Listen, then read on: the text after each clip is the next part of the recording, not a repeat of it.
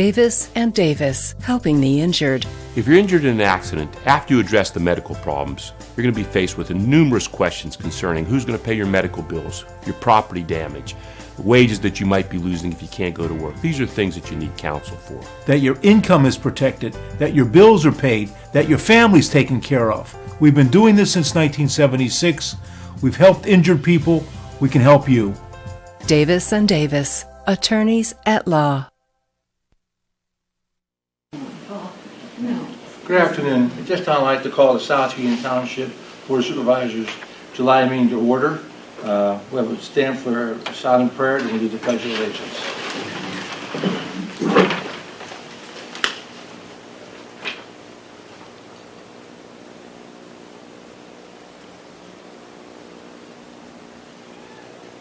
We'll do our Pledge of Allegiance. I pledge allegiance to the flag of the United States of America and to the republic for which it stands, one nation, under God, indivisible, with liberty and justice for all.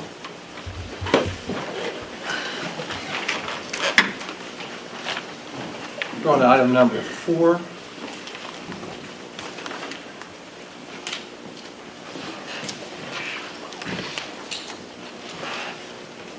You want the agenda?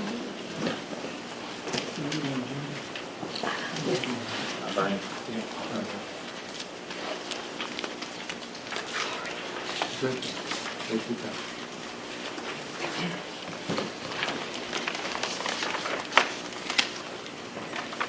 Item number 4 on the agenda is roll call. Mr. Schiffmeyer? Here. Mr. Scott? Here. Mr. Vernon? Here. At this time, we're going to go into a short recess to have a public hearing involving liquor license transfer of a restaurant liquor license number R9627 from 1140 Walnut Hill Road, Georges Township, to 1176 National Pike Causeway. Is anybody here going to be giving any testimony? You're going to be need to get sworn in at this time. And you want to come up here to? It'll be either in favor of or in opposition. Yeah. So anyone wants to testify, we're going to swear you in. You're in favor of it, right? Yes. Would you Raise please your right raise hand, your right please. hand? Go ahead. Would you solemnly swear that the testimony you're about to offer before the South Union Township Board of Supervisors will be the truth and whole truth and nothing but the truth? You used to answer to God on the last great day. I do. Counsel, you want to go ahead and get started? Yeah, I just want to make a presentation briefly. Members of the board, Mr. Solicitor, my name is Chris Nichols. I'm here on behalf of the Mount Pleasant Foodland Fresh, Inc., who is applying for this transfer of this liquor license. As the board is probably aware, and I know you're aware of, Mr. Solicitor, the first step in this process is for the liquor license that is being transferred to be accepted by this board. Then the applicant has to go through an investigation through the Liquor Control Board, and at that point, once that is approved, only then can they begin to serve beer and wine. The purpose, the individual who was sworn, Mr. Sleva, is here to answer any factual questions the board might have. The purpose of the application here is for a grocery store to accommodate its customers by allowing them to buy beer and wine to go. In the package, you mean packaged beer, bottles of wine? Correct. 6 packs? Correct. There's no intention at this point to serve hard alcohol or anything of that nature. It's simply as a convenience to shoppers to pick up a 6-pack or a bottle of wine along with their groceries to go. And again, Mr. Sleva is here to answer any factual questions the board might have. Although this license does allow for a hard liquor to be served, that is not the intention. There are certain regulations that the Liquor Control Board has that the grocery store has to abide by. Food and seating for 30, which they will have. There will be a separate area within the store where beer and wine will be served. But at this point, we're asking that this board approve the resolution, which I believe you have, Mr. Solicitor. And again, I would turn it over to our witness if you have any factual questions at this time, and I'll be happy to answer any procedural or legal questions you might have. Do the supervisors have any questions of counsel, Chris Nichols? Any questions? No, I have none. Thank you, Counsel. Thank you, Counsel. Thank you. We'll call you. We'll ask them while you're sitting over there. No sense you staying up front. Okay. Go ahead. Would you please state your full name and address? Robert Sleva, 4306 Inland Avenue, West Mifflin, Pennsylvania, 15122. And Robert, I know you are here to answer questions, but what is your role in terms of this transaction? I am representing Mr. Jeff Ross. I'm his general manager. I oversee all grocery store operations for not only the food land will be opening shortly, but 8 other shop and saves that he does that currently. What is your plan here in South Union? What type of store are you opening? Grocery stores going to food land. Food land? Yes. And your employer has a number of these grocery stores? Yes, he has 8 other shop and saves that he currently operates.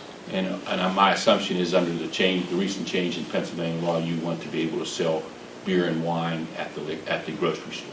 Yes, we do have one current location that does that. Beer and wine? Yes. Council mentioned you're also going to serve prepared food and have like a restaurant area. Is that true? There'll be a hot foods area connected with the deli department. And is that a requirement of the Pennsylvania Liquor Control Board so that you can sell 6-packs and bottles of wine? Yes, we have to be able to provide food and seating for anyone. The supervisors have any questions they'd like to ask? What's your seating capacity? Seating will be seating for 30. Is that what, I believe that's what's required, Mr. Schiffbar. I think they have to have at least 30. It is. That's what's required. Yeah. When you mentioned about hard liquor, that's not in bottles. I mean, you're not allowed to sell that except in state stores, correct? That would Correct. be just to serve it to customers. That's correct. You can't sell bottles of liquor. Right, I just wanted to clarify that. Yes. You can serve it as a drink, Yes. but you said not at this time. No, they're not intending to do that, nor are they intending on putting a bar. It's not going to be a bar atmosphere. They're simply the seating for 30, the accommodations for 30 is simply to abide by what the regulations of the liquor code provide. I have no further Any other questions, gentlemen? Thank you, sir. Thank you. Thank you, Council.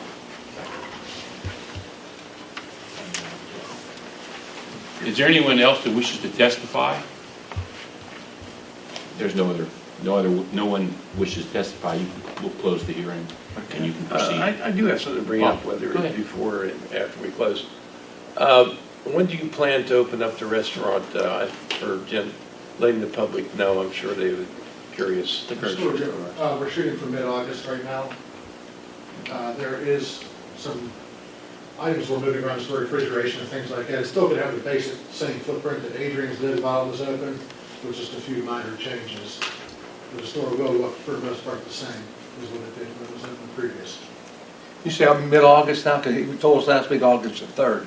Yeah, with the refrigeration things that we're moving around, scheduling it, they're not going to get it done in time for us to do that open properly. It'll be a while before if we approve this liquor license, it'll be a while before that comes up.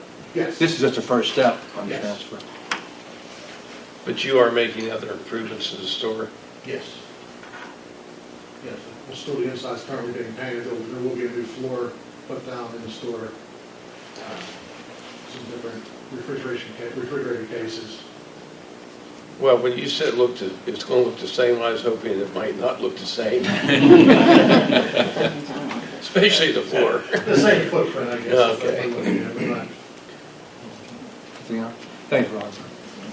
At this time, we entertain a motion to approve or disapprove the transfer. Just to adopt the resolution, we can make it part of the minutes of this meeting. And I have a document, I have one also for you to sign if the board acts favorably upon it. Okay. We have a motion to approve this. I'll make a motion that we approve it. Do you have to read it, Mr. Davis? No, I don't have to read it. The supervisors have read it. We are going to make it part of the minutes of the meeting. So If anyone wishes to read it, or it's available if anyone wants. It means nothing more than we're approving, if the board acts favorably, the transfer of the license from its current location to the Foodland, former Adrian's Market location. We have a motion by Mr. Scott. We have a second. I'll second the motion. Second by Mr. Schiffbar. Any questions on the motion? Roll call, Mr. Scott. yes. Mr. Schiffbar. Yes. Mr. Vernon, yes. Motion carries. Let's go on then to item number, into our meeting, number 6, Roadmaster's report. I'll handle that. For the month of June, We hauled compost from our substation to back to the main location behind 84 Lumber, 13 days. We worked on the Sheepskin Trail 14 days for the month of June. We replaced the drain pipe over on Rubel Drive. We had our tractor out 12 days cutting the berms throughout the township. We went out three different days and cleaned our drains out, especially after our heavy rain we hit us the last couple of weeks. We tied in a driveway on Cross Street Development. We re-whacked Dixon Boulevard, Wiggins Lane, Energy Drive, Cinder Road Wall, and around the compost area. And we hit the guardrails with that weed whacking. Sweeper truck went out 4 different days throughout the month of June. We picked up some tree branches on William Street, Laura Schaefer's Corner, and on Wiggins Lane. We picked up litter throughout the township for 3 different days. We replaced 2 inlets at the bottom of Bellamy Terrace and amortized around them. And see, we painted a crosswalk on Dixon Boulevard and Nicholson Street. And then also we have our staff out. I think completed most of the Hopwood area, the stop sign areas, but stops on the road. And we also weeded the Tom Frankhauser Park at the intersection of Hopwood Fairchance Road and Route 40. And we passed the following roads in the township: Redstone Furnace Road and Wiggins Lane, Duck Hollow, alley off of Franklin, Highland Drive, Continental 2 area. We passed Union Street and Walnut Hill Road, and Spring Creek in the Cherry Tree location. We patched a couple holes on that street. That concludes my report. If you have anything else you'd like to add on the Roadmaster, Mr. Scott? Just one quick thing. I'd like to give some credit to our crew out at Hutchison Ballpark. I've got a lot of compliments in the last month on the way the park looks. We hired a couple new employees last year, and they did a lot of work straightening things up last year. And in the middle of July, we're going to host the regional tournament for the American Legion Uniontown baseball team. And it's pretty proud that we're going to be able to do that. I guess Mr. Schiffbauer did it back in the 90s one time, and it draws a pretty big crowd. And the guys have been working really hard. They have it looking extremely well out there. So when people come in, they'll be coming in from 5 counties. They should, we can stand proud of what we have. I have 2 boys that play baseball, and we travel all around, and we have one of the nicest facilities around. I mean, I'm not afraid to say it. I mean, my boys have played everywhere, and it's really nice to hear when somebody comes in from Pittsburgh or Cleveland and says what a nice facility we have out there. But I just wanted to give them some credit. They've been working really hard. Also, Coach DeBerry from Laurel Highlands Mustangs came out this past weekend, donated some time to redo our pitcher's mound on the big field. So I'd like to give him a shout out too for helping out with the kids. He's always there to help when you ask. But that's all I have. Thank you, sir. Mr. Shepard? Well, I would like to concur with Mr. Scott's assessment of the work crew. They've done a great job, and they were good hires, these 2, particularly 2 retired coal miners, as well as the other crew members. And also, it doesn't work unless you have the good supervision that Mr. Scott has provided over the last few years. And I also agree that Mr. DeBerry, we thank him for his work he's done on the ball field. He's a good individual, one of the best baseball coaches that Laurel Highlands have ever seen. And I'm glad to see that his contract was renewed for a year. Anything else? Okay, That's it. we'll go Thank on. you. Okay, thank you. Go on to item number 7, Shoes Department report. Mr. Scott, you handle that. Yeah. During the month of June, our continued work on the Route 21 pump station, we hired a contractor to paint the exterior. That's in progress. The interior is now complete once we had the new stairs installed in the wet well.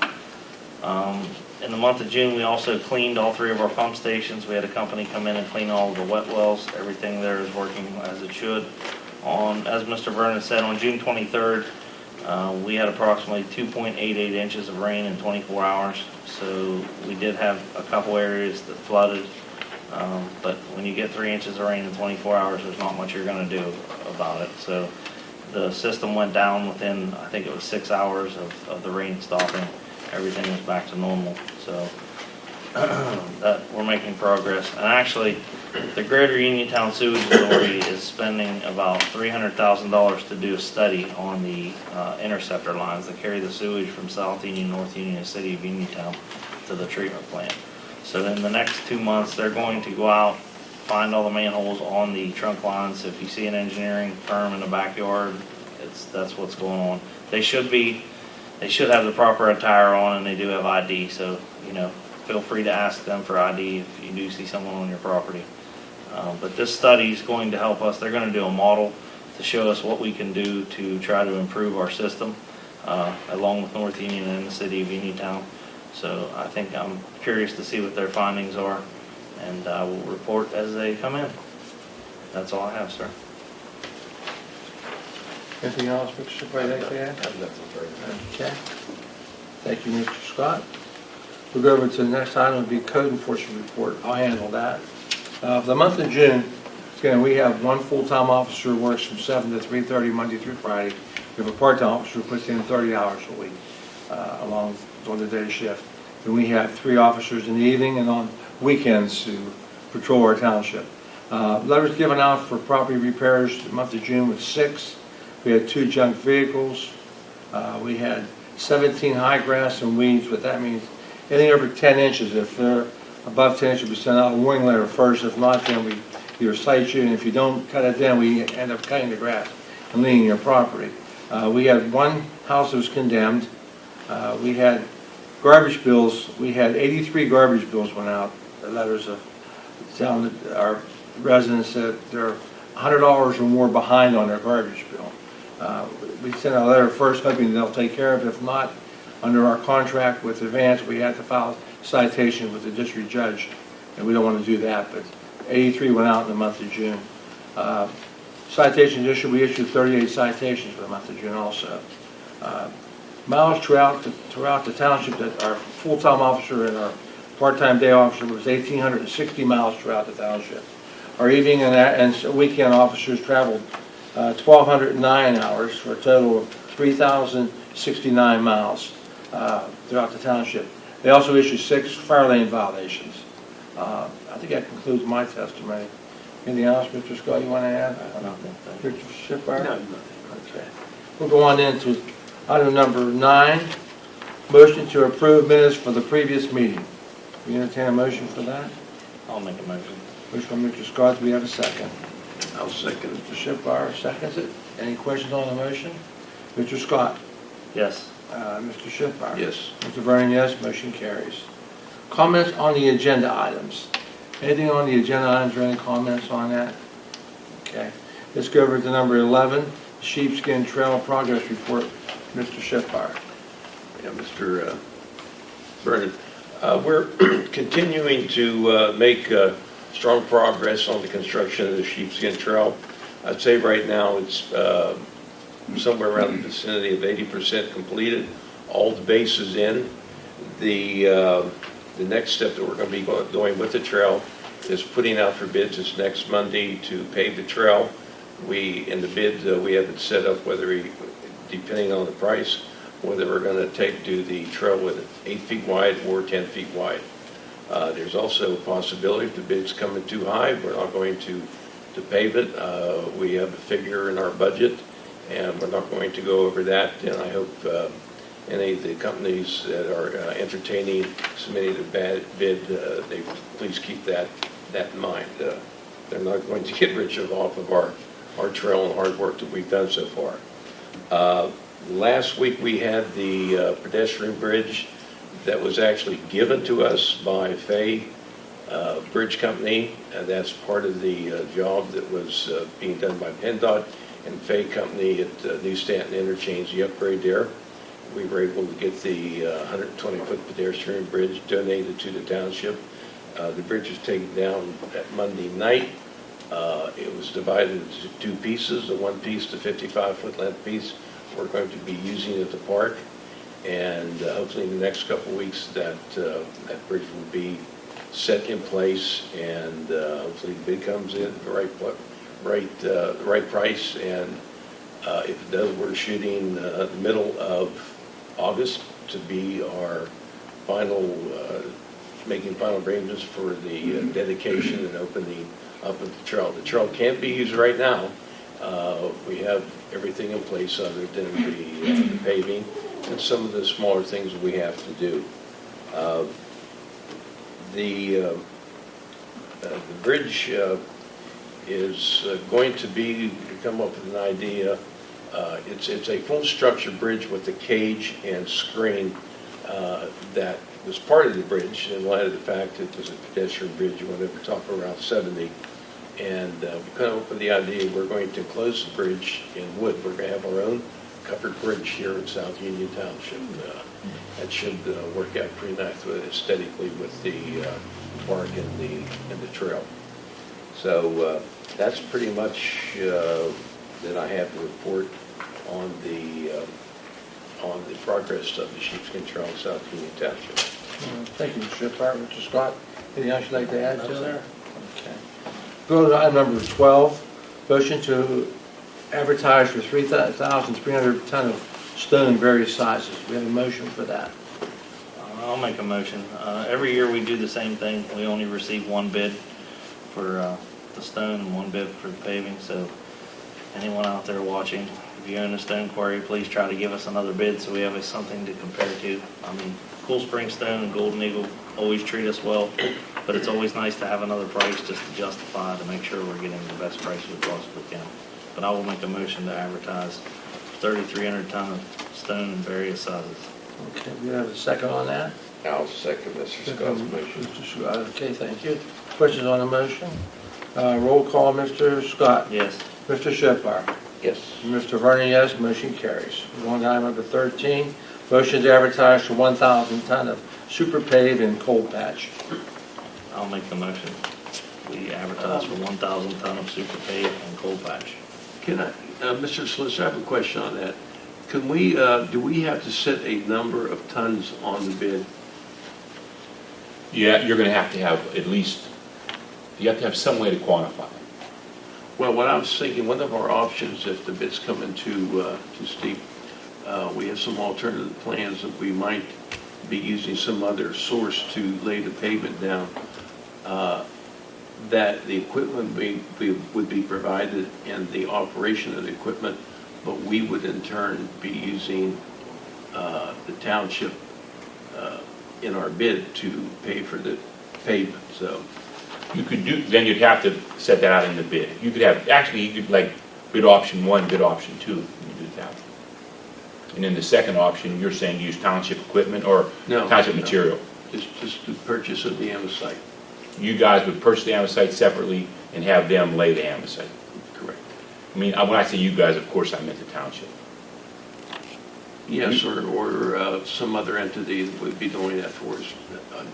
I'm not, I mean, you could do that, yeah, if you have another, like this donating perhaps even. I'd just like to use the bid for this andesite for something other than just 1,000 tons that we normally use from year to year. If we use more than 1,000 ton, we have to rebid it. We just use this figure. Yeah, that's, Yeah.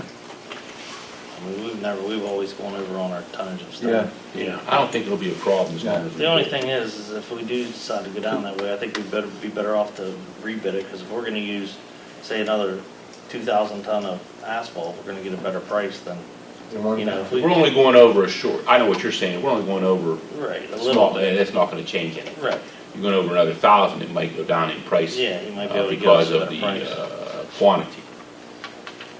Okay. So we have a motion to approve, advertise for 1,000 ton. You have a second on that? Could we make it 1,000 ton or more, or a minimum of 1,000 ton? In your motion, Yes. as long as you notify when we put the publication for the bid, we would have to, yeah, we could do that. If you would be willing to change your motion. Yeah, that's fine. I mean, this is just an estimate on tonnage as far as I was concerned. You can do anyway. that. So I'll change my motion to 1,000 or more ton Yeah, you can do of that. super pave or coal patch. Okay. I'll second. Second by Mr. Schiffbar. Okay, any questions on the motion? Roll call, Mr. Scott. Yes. Mr. Schiffbar. Yes. Mr. Vernon, yes. Motion carries. Okay, number 14, announce electronic waste collection to be held by Fayette County on August the 26th from 9 a.m. to 1 p.m. at the Fayette County Fairgrounds. Mr. Scott has some literature on that. Yeah, the county is putting this off. Fayette County Solid Waste and Recycling Department. Their number is 724-430-1210. On August 26th, between 9 and 1, they're going to have electronic waste collection. And what this is, they're going to charge for it. They're going to take televisions, computers, printers, monitors at 75 cents per pound. Air conditioners, dehumidifiers, which are really hard to get rid of because of the Freon, 83 cents per pound. They're also going to take mobile phones, microwaves, and other small electronics, 55 cents per pound. It's at the Fayette County Fairgrounds, 132 Peachin Road in Dunbar. And also, if you have any questions about it, you can either call the number I gave you at the Fayette County Recycling Center, or you can call down here to our township. Our secretary has this brochure. We also put it on Facebook and on our website if you want to read everything that they take. But it's a good thing because we get a lot of calls for, people don't want to throw air conditioners, or they'll set them out for the garbage and the garbage doesn't take them. So spread the word on that if you could. And like I said, if anyone has any questions, feel free to call down. Thank you. Anything else, Mr. Shipper, on that? I have nothing. Thank you, Mr. Scott. Okay, let's go on item number 15, comments from the public. We have some people in the audience here this afternoon. Do we have someone who wants to come up and comment about anything at this time? Well, I can speak from here. Well, we need to push it so you can see it on TV. You have to go up to the podium. If I had known that, I'd have dressed up. You look fine. That would be You need fine. to state your name and address for us. Yeah. Okay, my name is Pam Concheraro, and I live Excuse me, how do at you spell that last name? P as in Paul, O, N as in never, T as in Tom, O-R-E-R-O. Thank you.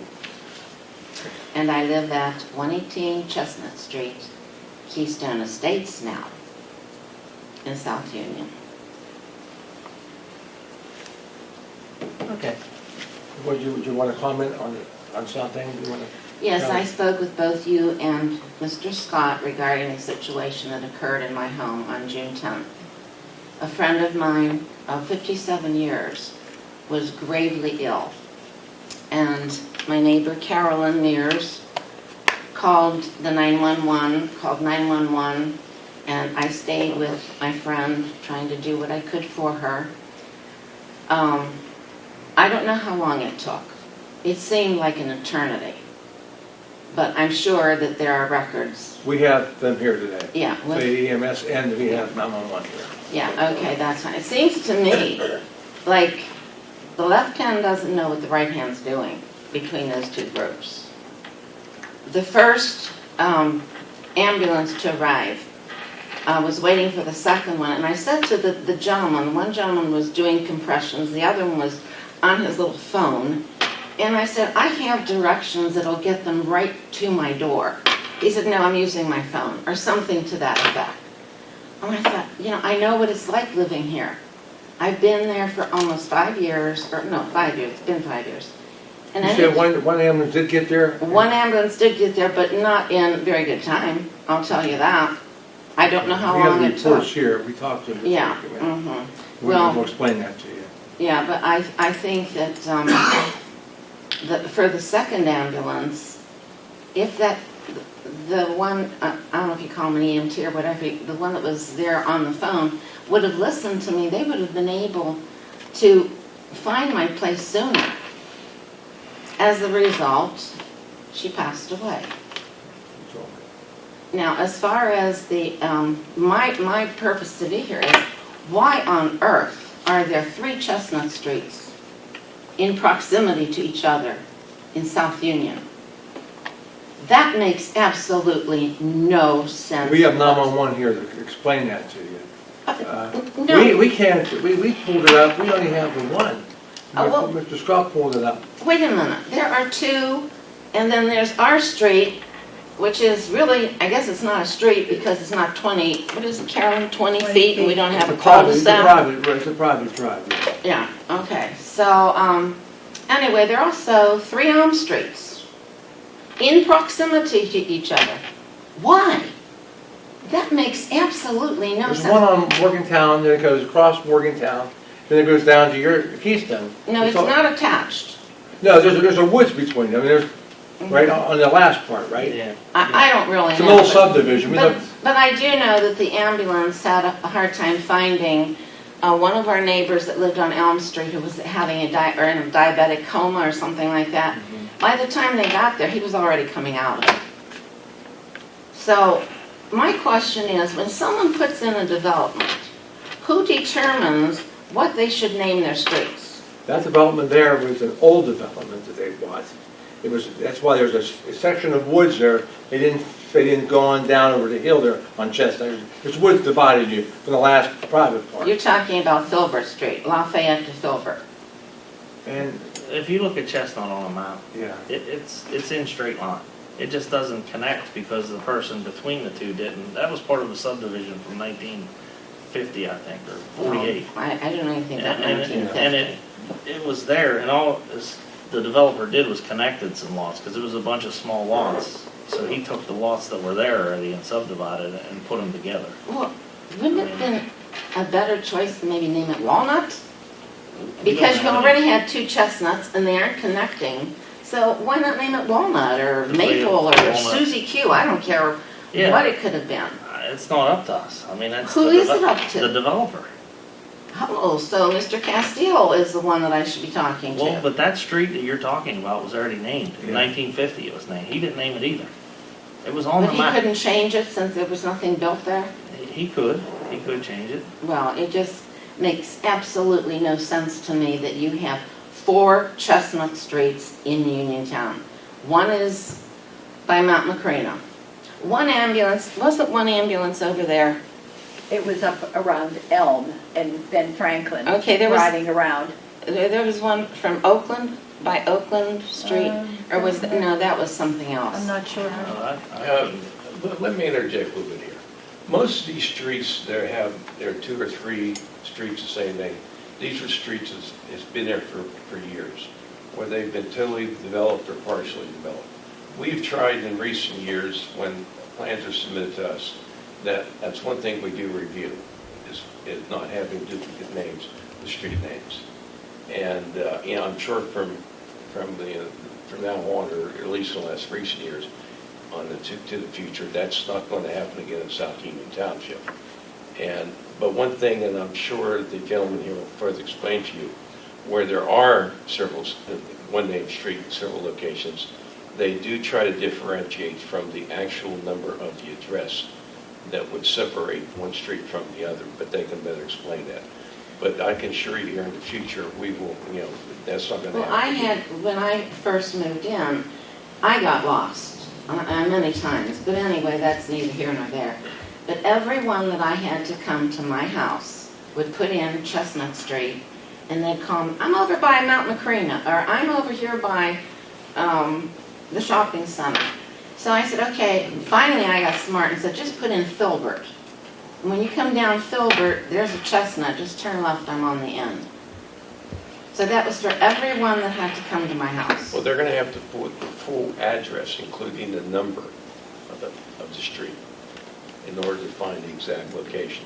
If you just put the street in, you may get 2 or 3 different locations. No, 118 was what was given. Well, if the system's working right, that should work then. Well, We're gonna now, have them explain it to Wait a us. minute. I called the post office. I said, how on earth do you know where to deliver this mail? They go by the numbers. So therefore, if our street was, we have 112 to 118, then they know that that's in Keystone Estates without it saying Keystone Estates. Now it's going to say Keystone Estates, wrong. Okay, so when this incident occurred, I couldn't quite understand why the young man wouldn't listen to me and let me give him my directions. Because I'll tell you where I live, it takes me less than 5 minutes to get to the hospital. Less than 5 minutes. I volunteer there in the evening, and I know because sometimes I'm late, and I know how long it takes me to get there. So, for my part, there's something very wrong in this county, that your EMS and your 911, they aren't talking to each other. It just seems like, as I said before, the right hand doesn't know what the left hand's doing. And we're gonna bring both of them up here when you're done. We can answer some questions.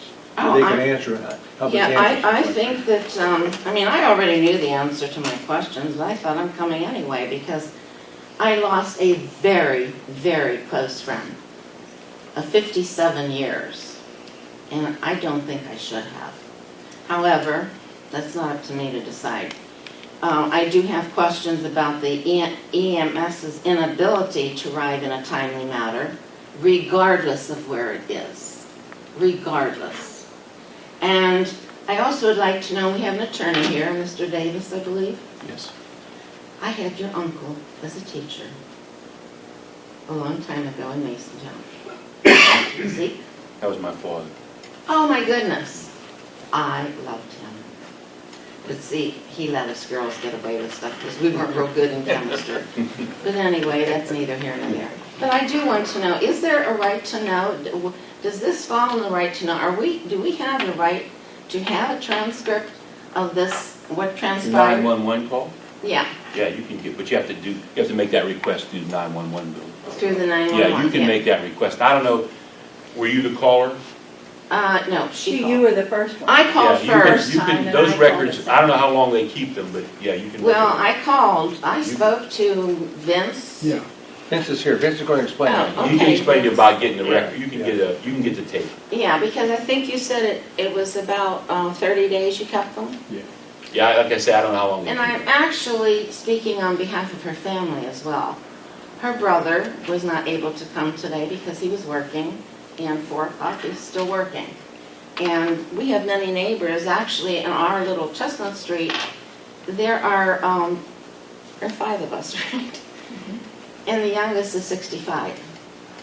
So, and the man next door to me has a heart condition. I mean, it's scary. It really is scary when you think you're safe. I have a security system because I'm safe. Maybe if I would have used my security system, they might have been able to locate my place. That's all I have to say, and I thank you for listening to me. If you have any question, I Why would don't we like let to. them come up and then maybe you'll You have might more have a couple questions. questions for him. Yeah, We're gonna bring let him them up. speak. Okay. I think they have the times with them, so, Maybe then. Okay. you know. Thank Vince or you. Rick, could you come up here to the podium, if you don't mind? Davis and Davis, helping the injured. If you're injured in an accident, after you address the medical problems, you're going to be faced with numerous questions concerning who's going to pay your medical bills, your property damage, the wages that you might be losing if you can't go to work. These are things that you need counsel for. That your income is protected, that your bills are paid, that your family's taken care of. We've been doing this since 1976. We've helped injured people. We can help you. Davis and Davis, attorneys at law.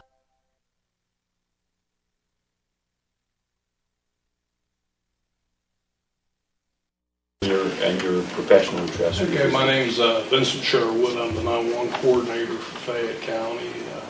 It's located at 24 East Main Street, Uniontown, PA. And my name's Rick Adabat. I'm chief at Fayette EMS. Our headquarters is located at 125 West Crawford Avenue in Connellsville. However, we have numerous stations in the county, including 2 in South Union Township. Well, maybe one of you gentlemen would like to address this issue. Yeah, I could, on the streets, I can tell you what we do have. This is from our map in here.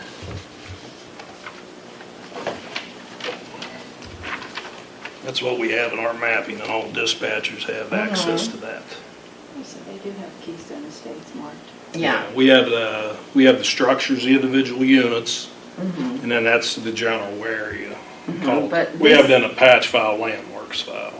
But this is your map. This Yes. is not the map for Google No. or Schmoogle or No, whatever. you can keep that if you'd like.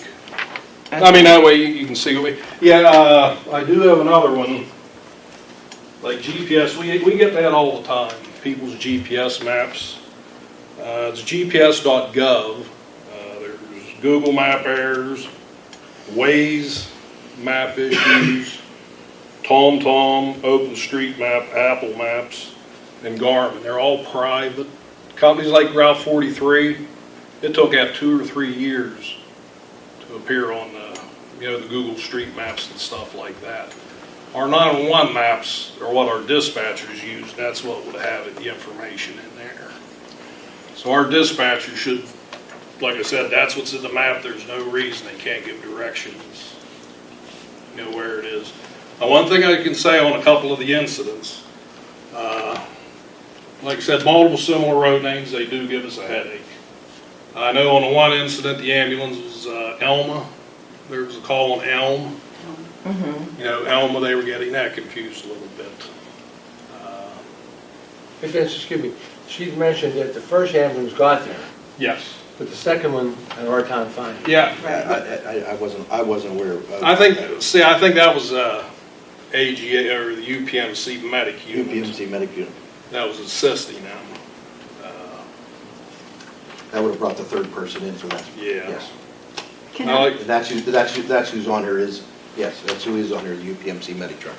do you think this would help if the homeowners in the condo area, if they needed an ambulance, if they would say Keystone Estates, Elm Street, Keystone Estates, Chestnut Street, that would be more beneficial to get them there quicker? Yeah, but yes, and I believe Vince has now Yeah. notated all the ones that are Well, live on that end of what we have is we have a list of all the streets broke down by segments, certain, you know, Fayette EMS, South Union Volunteer Fire Departments, all broke down into block ranges.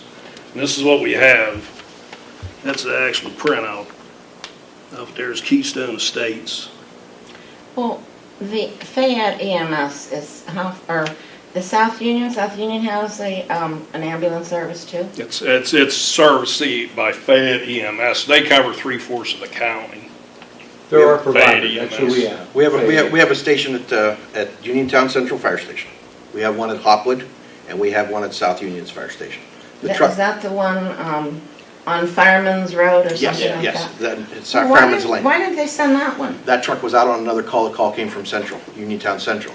That being said, it was a 12-minute response time to your house, which is unacceptable. It's clearly, now, by state standards, it's acceptable. It's not acceptable to us. It doesn't meet our standards at all. We really take that. We, It gives us very much heart. What I have an does the older, you know, my mother, she's, 77 years old. What does the state think is okay? oh, but in a rural county, anything up to 20 minutes. But that's beside the point. That's not good patient care. And we strive. It's not acceptable to us either. We have prided ourselves in Fayette County to have a better response time than the city of Pittsburgh. We've prided that for years and years and years. We do about 25,000 calls a year. And there's about 10 or 12 of these a year that happen because of similar names in different areas, not just South Union, but throughout the county, where there's similar names and you, for example, in a certain township, you may have 3 certain streets on different parts of the township. Well, if you happen to make the mistake of going to A and it was B, you may be literally 12 miles away from each other. And then usually what we do is we send another truck when that happens.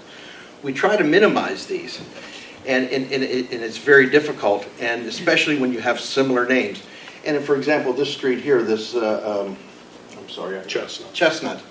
If that street had been completed back in the day all the way through, we probably wouldn't be having this conversation. And on top of that, it's even a private road. It's not a township road. It's basically to a bigger extent. It's someone's driveway basically, and they put a name on it. Had to make it an ordained street. Pardon me? Probably. He probably, to continue it, because the other chestnuts are ordained. Yeah.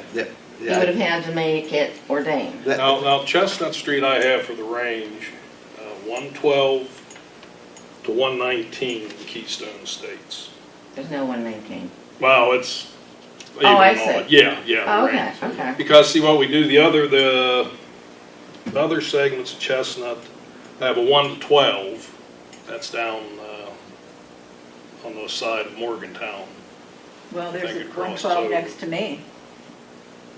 12. Yeah, because You're I'm saying 1/4. 12 or 1? Yeah, 12. 1 to 12. There's a street segment 1 to 12. 1 through 12. One not through There's a 12. street Oh, I segment, Chestnut 30 to 35 that we have in the map, and the 112 to 119 range. That way we can differentiate on our part. Are where you the guys different friends ranges with the are. post office department? Because they seem to know where these streets are. Oh, I know where they are. Like I said, this is not the map system that 911 has. We don't have the same mapping system in our ambulance. And that's something, I want to talk to Rick about, about getting some updated, who his, GPS vendor is and stuff, seeing if we can get some. And we use Google Maps. Before that, we had a piece of paper that we would go down through and, as technology, we put tracking devices. We've done everything that we knew at the time to prevent these kind of incidents from happening. I spoke for, I guess your friend's sister lives in Whitehall. Oh, okay. I spoke to her for over an hour on the phone. Her nephew is a fireman at the fire department when I Yes. and me and him talked. I mean, this hits us close to home because if you know anything about fire departments, we're like a band of brothers. So this was his relative. I felt really feel terrible about it. But this goes for all people. We try our best to make these things not happen. And at the end of the day, they do happen, and we try to minimize them as much as possible. And again, we were there in 12 minutes. Acceptable by the state, but not acceptable by us. And when did the other one come? How long? I can't answer what the second truck was there, but the first truck was there in 12 minutes. I can't answer what time. That's like on our end. I mean, we take quality assurance very, we probably do 4,000 quality assurances on calls to make sure people are doing their job properly and stuff like that. One thing I noticed today, because I researched some of the telephone, we have had times, make sure if you have a Verizon or a landline phone, make sure your municipality is correct. Okay, I noticed some Elm Street, Chestnut Streets that had North Union. Oh, yeah. My cell phone. Is that yours? She said it Yeah, rang up it North came in Union. North Union Township. I looked today, way out of the road, off the plan and stuff, it was 1 to 5, the address range. That was all the addresses assigned. Somebody's using a 22. So I'm going to have our addressing try to call the individuals, see where they're coming up. It just makes it hard for us because I have no idea where 22 came from. And then if you punch that address in, and if you really punch that address in, the 118 Chestnut, originally, if you punched it in 118 Chestnut Street, South Union Township, it takes you 246 miles from here, somewhere in the eastern part of the state. It doesn't recognize South Union Township. So by Vince adding the name Keystone Estates to every one of those addresses will prompt their dispatchers and our people on the ambulances to Keystone Estates. And we were on this probably within 24 hours after it happened. And again, Fayette EMS, we take it very seriously also, that we make sure we get to where we need to be in a timely fashion. And So if you have the transcript there, then you know that instructions given to Carolyn, who was on the phone. Yeah, it'd be the call. I listened to the call itself. Oh, you listened to the call? Yeah, what they do whenever a call is received, they follow a protocol. First, what type of emergency it is. Then, where are you located? So a lot of times they'll spend a lot of time on that. Then we ask them, is the patient breathing normally? Okay. Can the patient speak? We weren't asked any of those questions. She was on the phone. We weren't asked any of those I questions. think they asked breathing status. And I don't know, was the lady that passed, was she speaking? Oh, no. No. See, it sounded like the No, she dispatcher was may have not. thought that she was speaking. Oh, no. No. The only thing I remember being told through Carolyn was to tilt her head back. Yeah, put her on her back and tilt her She head was- so yeah. that she... Was that the second call? Yes, that's the second Okay, call. I listened to the first So call. the First call, it breathing- sounded like she was speaking. No. Because they asked if they gave her water. She said they gave her a drink of water or something. I'm not sure, I don't remember. I think, Oh, that was prior to Yeah. her losing consciousness. Yeah, the dispatcher, Yeah. that's the first part that the Yeah, initial no, that was dispatch. prior to her losing consciousness. yeah. Sometimes it's very hard for them to ascertain if a patient is breathing normally. Well, And if they're I did take her conscious. pulse, and she did have a faint pulse. But I thought maybe they would say, is she breathing? I'll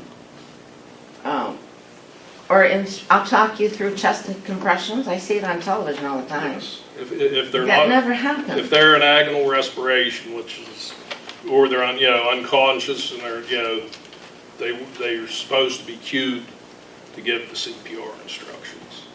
Because as soon as the ambulance arrived, that's exactly what they started.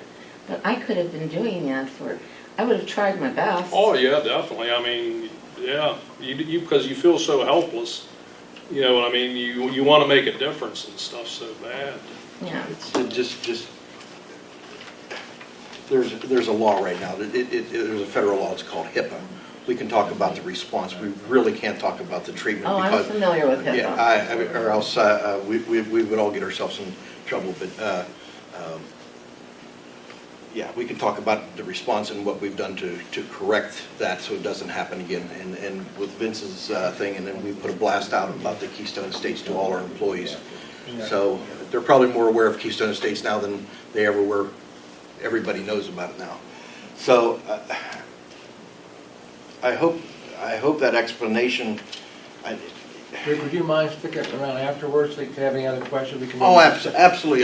We'll gladly stay after the meeting and gladly talk with you. And I can probably share some of this with you.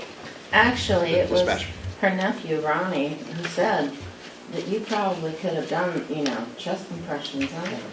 I didn't know what was going on. I didn't know if she was unconscious or I just knew that she had a pulse. It's hard at times to tell. And it's just. And sometimes when you're taking the pulse, even doing this for 35 years, you catch yourself. Is that my pulse I'm feeling, or is that the patient's pulse? I knew it was her pulse. But you understand what I'm saying? Had very thin arms, and I could feel it. Now mine. Excuse me 1 second. We have to move on, but you want to use my office? It's air conditioning. Absolutely. You want to go back with them? And any questions, Rick, you can show us the paperwork. Absolutely. Even. How's that? You can write back in my office. Sure, that's fine. It's air conditioning. It's unlocked. Absolutely. Thank you. Thank you guys, gentlemen, very much for coming in. And we'll be done in a few minutes. We can have any questions for you. We'll come back with you. Thank you, ladies, for coming in too. Thank you. Thank you for listening. Okay, that's okay.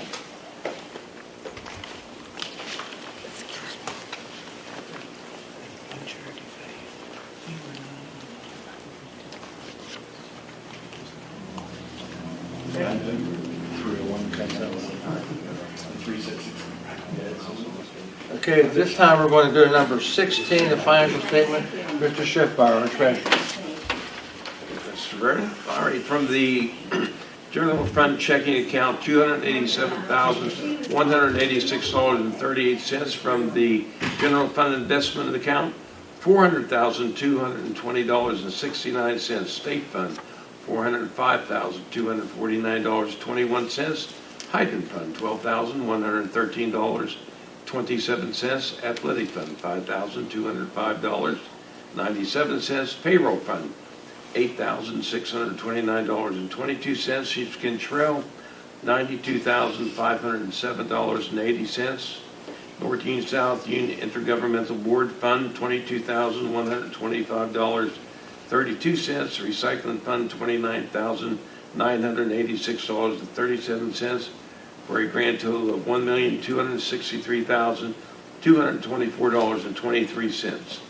From the sewage funds, all accounts totaled $2,252,906.02, and for a grand total of township funds, including sewage authority, $3,516,130.25. Thank you, Mr. Treasurer. Okay, we're going to the next item would be motion to pay the bills, number 17. Mr. Secretary, Mr. Scott. I'll make a motion to pay the current bills. From the North Union South Union Intergovernmental Board Fund, $5,350. From the State Fund, $17,543.33. The Sheepskin Trail Fund, $20,003.43. From the Hydrant Fund, $3,695.97. From the athletic fund, $3,053.07. The sewage fund, $164,307.09. And from the general fund, $266,707.59. That's my motion to pay the current bills. Motion by Mr. Scott, do we have a second? I'll second the motion. Second by Mr. Scott. Any questions on the motion? Mr. Scott. Yes. Mr. Schiffmeyer? Yes. Mr. Vernon, yes, motion carries. We're going to skip 18, our engineer's not here today. We'll go on to our solicitor, number 19. Mr. Davis, you have anything else you want to Well, offer? I think it's important that the public be aware that in terms of the cell tower access issue, the township filed its brief last week, and there was a brief also filed by the solicitor for the zoning hearing board, which was filed, I believe, on Friday. So all the briefs are before the court, and argument will be scheduled later this month. Okay. And I'll let the supervisors know the argument date if they wish to attend. Thank you, Mr. Davis. Anything else? I just have one comment to make too. The Hartford area picnic this year is on August the 5th, starting at 3 o'clock. That's off of Dixon Boulevard for old and new residents. From Mount Vernon Avenue extension all the way up to Wiggins Lane at the intersection with Dixon Boulevard and Hague Lane. That's all I have. We have a motion to adjourn at this time, man? I'll make a motion to adjourn at 4:54 p.m. Second motion. Second by Mr. Schiffmeyer. Questions on the motion? Mr. Scott? Yes. Mr. Schiffmeyer? Yes. And Mr. Vernon, yes. Motion carries. This meeting is now adjourned.